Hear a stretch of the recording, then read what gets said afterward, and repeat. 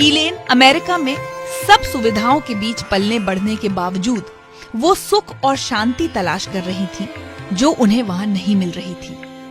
और उनकी इसी खोज ने उन्हें भगवत गीता से मिलवाया और गीता ने इस्कॉन की स्थापना करने वाले गुरु प्रभुपाद से।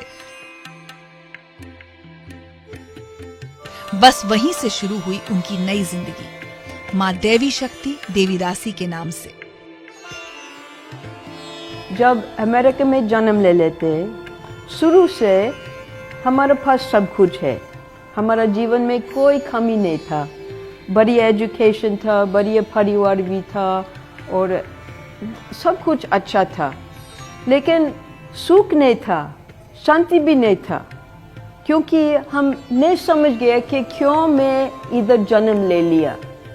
मेरे जो कारण क्या है कि क्यों भगवान हमको वो जो क्रिएशन किया, सृष्टि किया। तो मैं खोज रही थी कि हमारे जो मैं क्यों हूँ, जैसे मैं क्यों जन्म ले लिया और इस जीवन में मैं क्या करूँगी।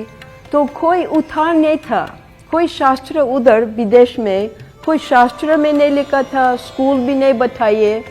तो मैं खोज रही थी और जब भगवद गीता को मिला तब मैं समझ गया कि मैं भगवान के सेवक हूँ। कृष्ण बताते कि तुम्हारा कर्तव्य करो, और कर्तव्य कैसे मालूम पड़ेंगे, गुरु से मालूम पड़ेंगे।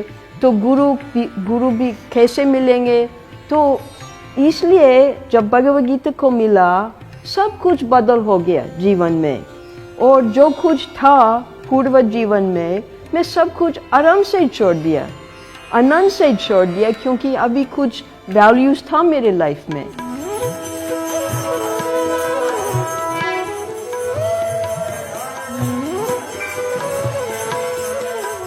आपकी फैमिली, वो तो गुस्सा हुए होंगे आपके पेरेंट्स? अरे मेरे परिवार मेरे को पूरा एकदम छोड़ दिया, जैसे मैं पागल थी। वो बिल्कुल कभी नहीं देखा।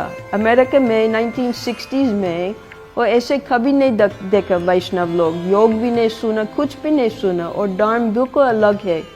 क्रिश्चियन धर्म है, यहूदी धर्म भी है। तो हमारा परिवार यहूदी है, तो यहूदी धर्म बहुत स्ट्रिक्ट है, बहुत कठोर है।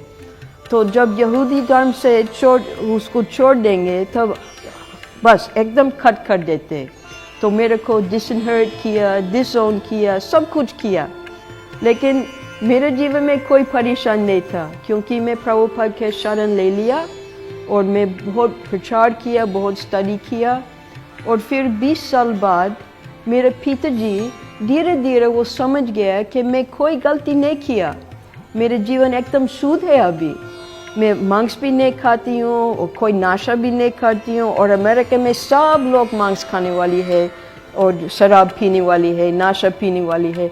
तो 20 साल बाद जब वो देखे कि मेरे जीवन एकदम अच्छा है, तब दोबारा मेरे को स्वीकार किया और सब कुछ ठीक ठाक हो गया उसके बाद।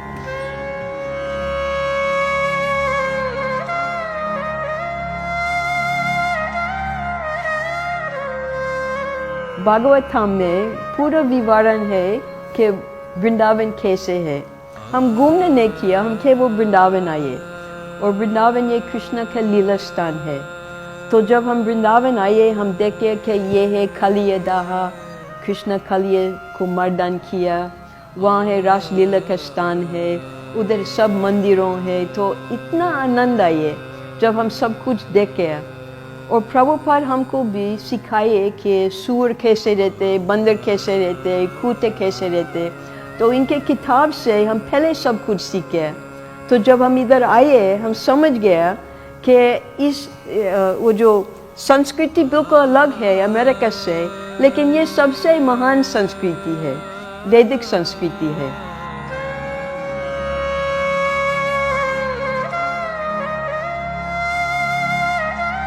पहले जब प्रभुपाद इधर था, मैं इनका निजी सेवा किया, मैं इनका रसोई थी और इनका घर भी सफाई किया रोज़।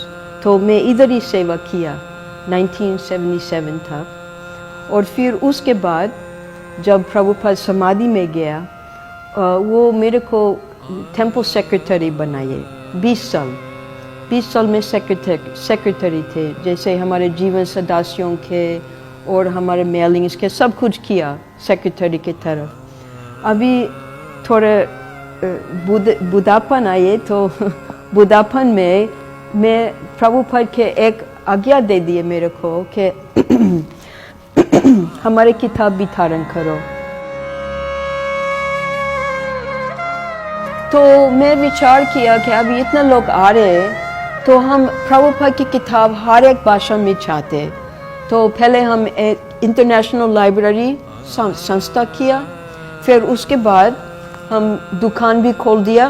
उसमें सब भाषाओं में भगवद गीता मिलेंगे, जापानी में, चीन में, तुर्की में, हर एक भाषा में, फारसी में, अरबी में, उर्दू में, सब के French, Spanish, Italian, German, Swedish, सब भाषाओं में अभी लोग भगवद गीता को पढ़ सकते हैं।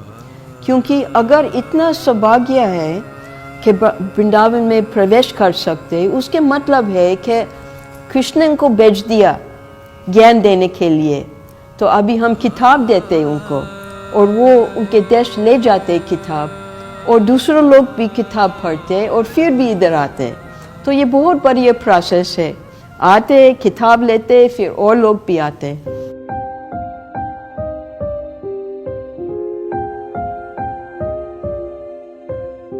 माँ देवी शक्ति ने भारत में ही शादी की और उनकी